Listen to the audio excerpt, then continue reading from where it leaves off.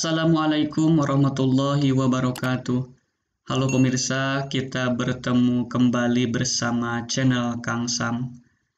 Oke, pada video kali ini saya akan berbagi informasi mengenai kabar terbaru persiapan pengadaan CASN tahun 2021. Nah, pada video kali ini saya akan khususkan kepada P3K untuk guru ya. Jadi tidak membahas mengenai CASN secara umum. Nah, kabar ini baru sekali pemirsa, update-nya yaitu tanggal 6 Mei 2021. Jadi yang akan saya informasikan pengumumannya mengenai jadwal kegiatan, kemudian persiapan, ketentuan. Nah, jadi yang pertama di sini ini mengenai kebijakan pemerintah, kondisi ASN saat ini, kemudian arah kebijakan pengadaan ASN, mekanisme pengadaan ASN, siklus perencanaan dan pengadaan ASN. Kemudian ini ada progres penetapan kebutuhan ASN. Nah, di sini yang terpenting yang harus kita ketahui supaya tidak ketinggalan informasi yaitu mengenai jadwal seleksi CPNS dan P3K tahun 2021.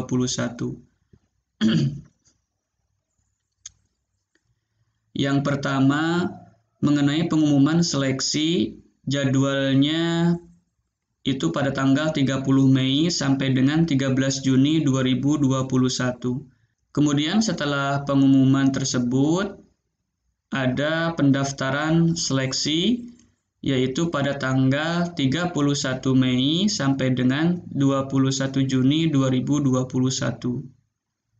Jadi pendaftarannya itu dilaksanakan sekitar tanggal 31 Mei sampai dengan 21 Juni 2021. Jadi ini catat ya pemirsa semuanya yang berminat untuk mengikuti seleksi CPNS dan P3K tahun 2021. Kemudian yang ketiga, ini mengenai seleksi administrasi dan pengumuman hasilnya dijadwalkan pada tanggal 1 Juni sampai dengan 30 Juni 2021. Ini kurang lebih 1 bulan untuk seleksi administrasinya. Ada yang keempat, masa sanggah seperti biasa, yaitu pada tanggal 1 Juli sampai dengan 11 Juli 2021. Dan yang kelima, ini mengenai pelaksanaan SKD CPNS, yakni menggunakan CAT BKN, itu dilaksanakan sekitar Juli sampai dengan September 2021. Nah, kemudian mengenai seleksi kompetensi P3K non-guru, ini bukan untuk guru ya, non-guru di sini menggunakan CAT BKN, setelah SKD CPNS selesai di masing-masing lokasi. Jadi pelaksanaan seleksi kompetensi P3K non-guru itu dilaksanakan setelah SKD CPNS. Nah, kemudian untuk seleksi kompetensi P3K guru, ini khusus untuk guru nih, ya, menggunakan CBT Kemendikbud. Jadi sudah kita ketahui bahwa CBT itu bentuknya adalah seperti UNBK tahun-tahun yang lalu.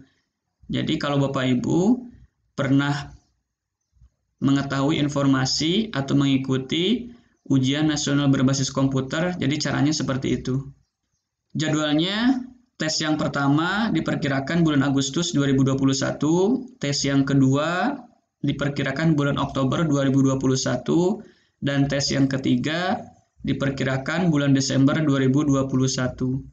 Kemudian yang ke-8 ini mengenai pelaksanaan SKB CPNS diperkirakan September sampai dengan Oktober 2021. Kemudian pengumuman akhir dan masa sanggah diperkirakan November 2021, dan penetapan NIP baik itu untuk CPNS ataupun nomor induk untuk P3K diperkirakan jadwalnya pada bulan Desember 2021. Kemudian di sini ada keterangan mengenai mekanisme seleksi P3K guru sebagaimana jadwal di atas.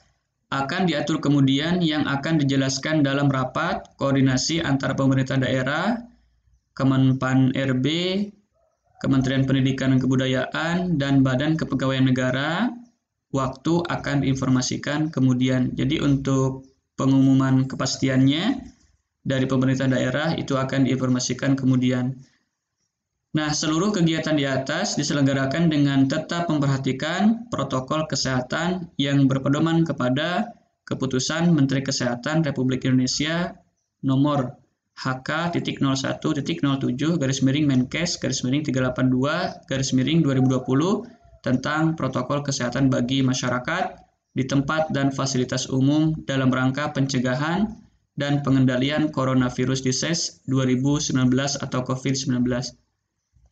Kemudian, jadwal tersebut dapat disesuaikan apabila terdapat perubahan kebijakan pemerintah terkait status pandemi COVID-19 sehingga tidak memungkinkan melaksanakan kegiatan dimaksud.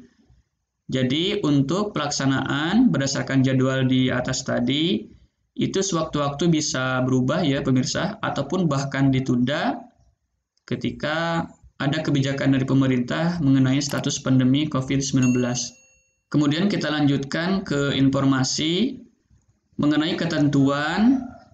Di sini ketentuan umum untuk P3K. Kemudian di sini ada rencana tes kompetensi P3K tahun 2021.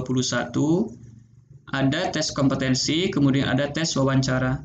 Untuk jumlah soalnya, kompetensi teknis sendiri itu 70 sampai 100 soal. Waktunya 120 sampai 160 menit. Tipe soalnya pilihan ganda berjumlah 5, terdiri dari benar atau salah. Kemudian di sini untuk kompetensi manajerial 20-30 soal, waktunya sama. Tipe soalnya pilihan ganda berjumlah 4 dengan nilai 4, 3, 2, 1, dan 0.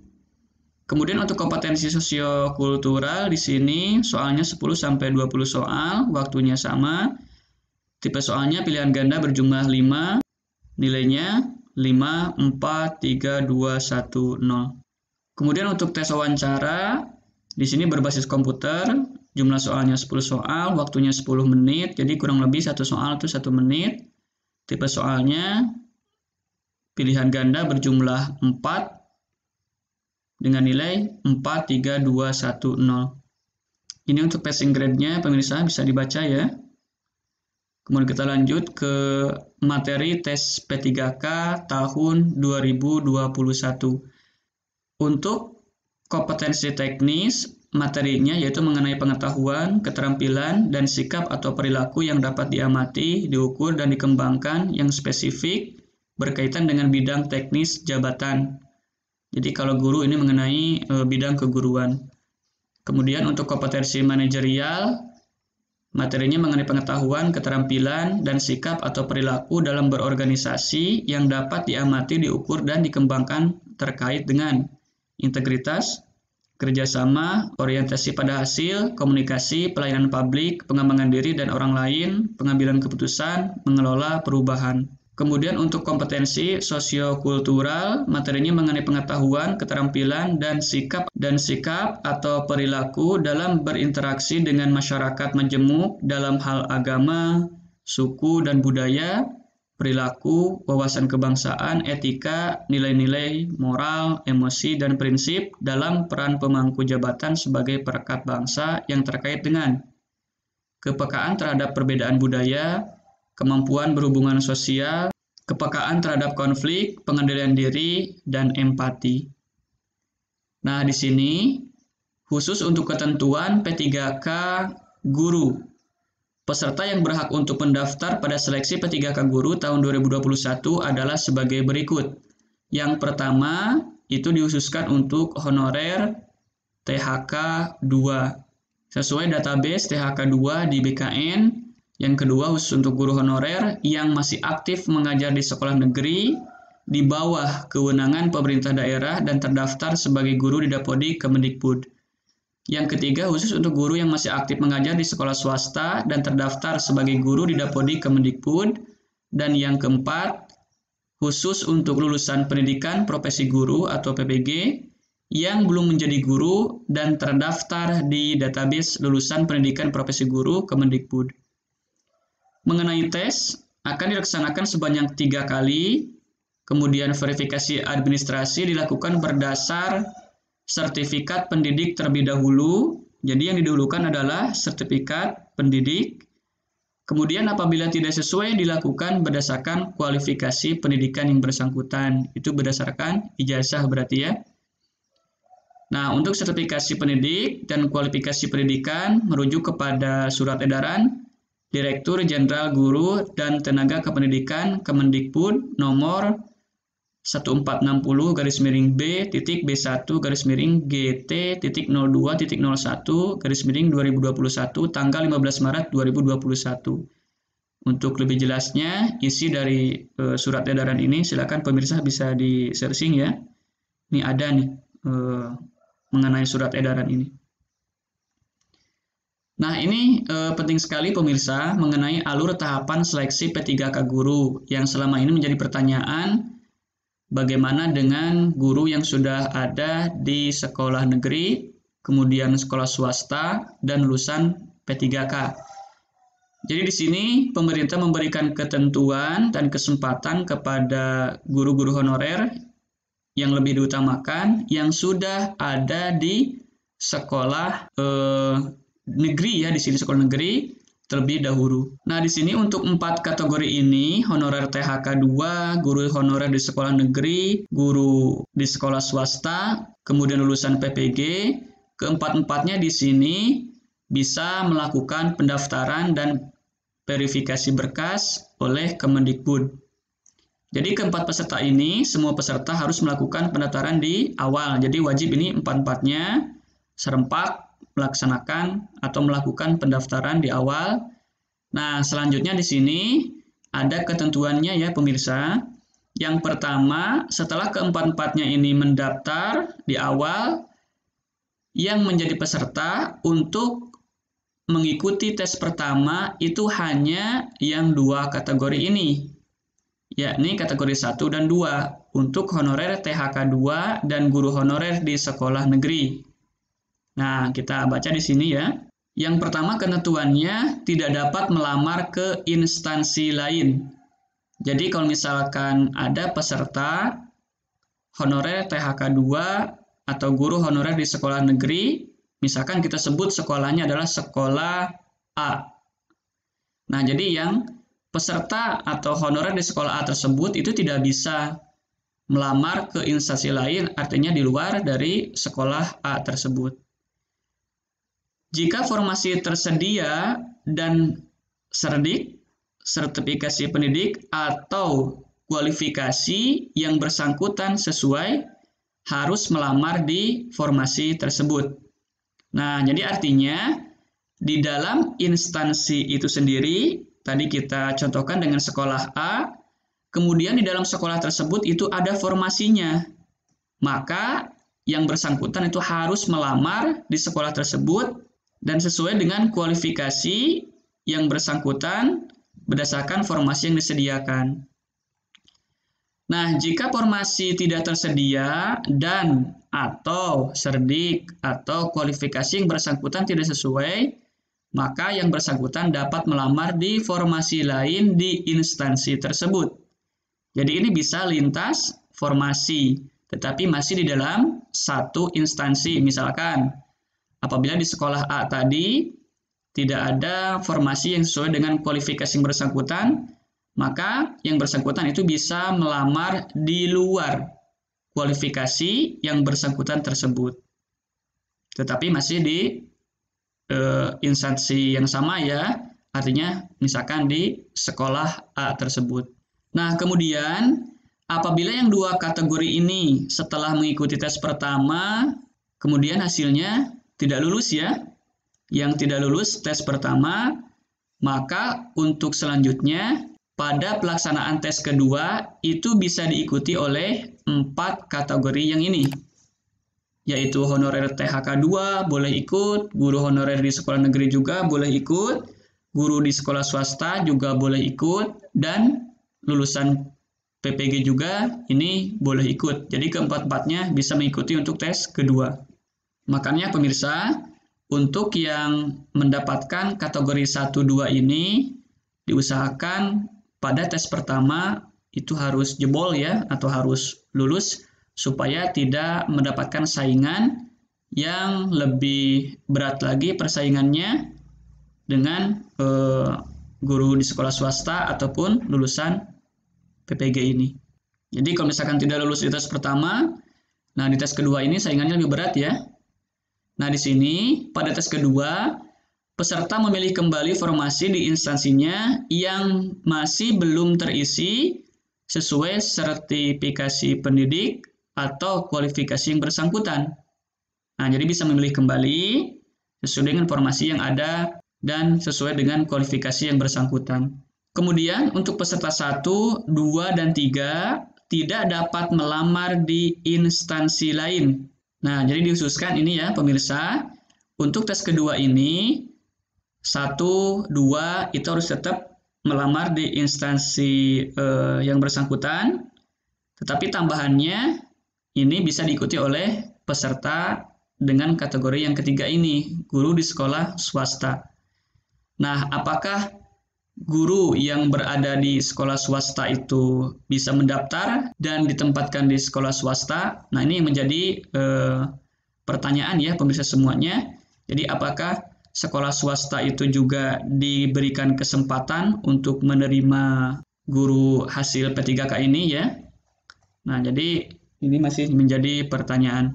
Kemudian yang selanjutnya, untuk peserta 4, yaitu lulusan PPG, di sini melamar di instansi sesuai dengan domisilinya. Nah, jadi ini karena lulusan PPG ini bukan guru honor ya, tetapi dia mendapat kesempatan karena mempunyai sertifikat pendidik. Jadi dia boleh melamar sesuai dengan domisilinya. Artinya dia tidak bisa keluar dari domisili. Kemudian dari hasil tes kedua ini akan diambil nilai tertinggi antara PG1 dan PG2. PG1 dan PG2 ini apa pemirsa? Yakni passing grade 1 dan passing grade 2. Kemudian selanjutnya di sini, bagi yang tidak lulus tes kedua untuk kategori 1, 2, 3, dan 4, maka berhak mengikuti tes ketiga. Peserta memilih kembali formasi yang masih belum terisi sesuai sertifikasi pendidik atau kualifikasi yang bersangkutan. Kemudian seluruh peserta dapat melamar di instansi lain. Nah, jadi pada tes ketiga ini dibebaskan ya pemirsa semuanya. Jadi bisa antar instansi. Tetapi harus sesuai dengan serdik dan kualifikasi yang bersangkutan. Kemudian nanti hasilnya pada tes ketiga ini diambil nilai tertinggi antara PG1, PG2, dan PG3. Passing grade 1, passing grade 2, dan passing grade 3. Nah, selanjutnya di sini setelah pelaksanaan tes ketiga ada pengisian formasi kosong. Jadi setelah tes ketiga, formasi yang masih belum terisi dapat dilakukan optimalisasi pengisian formasi kosong. Pengisian formasi kosong dilakukan berdasarkan ranking penilaian sekolah yang akan ditentukan oleh Kemendikbud. Nah, jadi di sini ada beberapa tahapan ya pemirsa semuanya. Jadi yang pertama diberikan kesempatan untuk para honorer, baik itu yang termasuk kategori 2 di sini, ataupun guru honorer yang berada di sekolah negeri yang diutamakan. Selanjutnya memberikan peluang kepada guru di sekolah swasta, dan untuk lulusan PPG ini diberikan peluang terakhir. Jadi inilah kebijakan pemerintah memberikan kesempatan untuk para honorer sebelum nanti bisa bersaing secara umum ya untuk 4 kategori ini. Kemudian kita lanjutkan di sini ada jenis tambahan nilai atau afirmasi pada penilaian kompetensi teknis P3K guru. Pada seleksi P3K Guru 2021 akan diberikan tambahan nilai atau afirmasi pada penilaian kompetensi teknis dengan kriteria tertentu. Adapun jenis-jenis tambahan nilai atau afirmasi sebagai berikut. Yang pertama, jenis tambahan nilai atau afirmasi diberikan untuk sertifikat pendidik. Jumlah tambahan nilainya 100% dari nilai maksimal kompetensi teknis. Jadi keterangannya berlaku untuk semua peserta yang memiliki sertifikat pendidik yang linier dengan formasi yang dilamar. Nah, ini memberikan kesempatan besar nih bagi tenaga honorer, baik itu yang berada di kategori 1 atau 2 tadi ya, yang sudah memiliki sertifikat pendidik. Ini peluangnya lebih besar lagi nih. Jadi ini maksud sertifikat pendidik ini berlaku dulu untuk yang mengikuti tes pertama, lalu tes kedua dan tes ketiga. Kemudian mengenai usia, jumlah tambahan nilainya adalah 15% dari nilai maksimum atau maksimal kompetensi teknis. Keterangannya adalah berlaku untuk peserta di atas 35 tahun dan berstatus aktif sebagai guru selama 3 tahun terakhir berdasarkan data Dapodik. Nah, artinya ketika di sini ada keterangan pemberian nilai atau afirmasi atau nilai tambahan ya di sini bagi peserta yang di atas 35 tahun yaitu sebanyak 15%, berarti peserta yang di bawah 35 tahun juga artinya ini bisa mengikuti seleksi P3K ini. Khusus untuk guru ya di sini. Nah, ini jawaban yang selama ini mungkin ada pertanyaan apakah khusus untuk 35 tahun ke atas ataupun honor yang masih usianya di bawah 35 tahun ini bisa mengikuti atau tidak. Nah, ini jawabannya ya, pemirsa. Berarti yang 35 ke bawah itu tidak bisa mendapatkan tambahan nilai 15% ini dari nilai maksimum. Kemudian yang ketiga, untuk disabilitas itu ada tambahan nilai 10% dari nilai maksimum kompetensi teknis. Keterangannya adalah kriteria guru yang bisa melamar akan disiapkan oleh Kemendikbud. Jadi kriteria guru yang masuk ke dalam disabilitas itu seperti apa? Kemudian verifikasi akan dilakukan oleh Kemendikbud dengan metode verifikasi video. Nah, jadi nanti bentuknya video untuk verifikasinya. Kemudian untuk guru honorer THK 2, ini kategori 2 ya. Tambahannya sebesar 10% dari nilai maksimum kompetensi teknis. Keterangannya adalah peserta terdaftar di database THK 2 BKN dan berstatus aktif sebagai guru selama 3 tahun terakhir berdasarkan data Dapodik. Nah, jadi kalau misalkan kita lihat di sini itu harus berstatus aktif 3 tahun terakhir ya, pemirsa atau Bapak Ibu guru semuanya. Nah, di sini ada tambahan catatan. Tambahan nilai atau afirmasi dapat diterapkan secara akumulatif. Nah, ya, jadi ini berlaku akumulatif. Nilai total kompetensi teknis tidak boleh lebih besar daripada nilai maksimal kompetensi teknis. Nah, ini pemirsa ya mengenai informasi jenis tambahan nilai atau afirmasi pada penilaian kompetensi teknis P3K guru. Selanjutnya ini mengenai tata cara unduh penetapan kebutuhan, nanti kita akan bahas ya. Jangan lupa pemirsa, untuk mengetahui informasi silakan dibuka file PDF untuk melihat penetapan CASN tahun 2021. Oke, sampai di sini dulu. Mudah-mudahan video ini memberikan informasi kepada pemirsa semuanya.